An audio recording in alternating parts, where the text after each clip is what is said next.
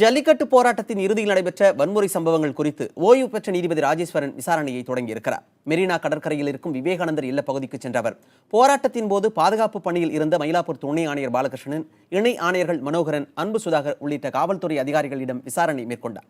பின்னர் நடுக்குப்பம் மீனவ பகுதிக்கு சென்ற ஓய்வு பெற்ற நீதிபதி ராஜேஸ்வரன் அங்குள்ள மக்களிடம் வன்முறையால் ஏற்பட்ட பாதிப்புகள் குறித்து கேட்டறிந்தார்.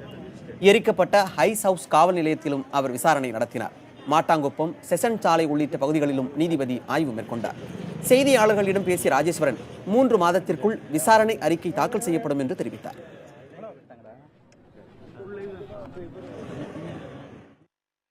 தமிழ் பத்திரிகையிலையும் ஆங்கில பத்திரிகையிலையும் விசாரணை கமிஷன் ஒரு ஆபீஸ் வந்ததுக்கு அப்புறம் ஒரு விளம்பரம் கொடுப்போம், அறிவிப்பு கொடுப்போம். யார் யார் வந்து பாதிக்கப்பட்டிருக்கிறீங்களோ, யாருடைய சொத்து பாதிக்கப்பட்டிருக்குன்னு சொல்றீங்களோ அவங்களாம் அங்கே விசாரணைக்கு வரலாம்னு சொல்லுவோம்.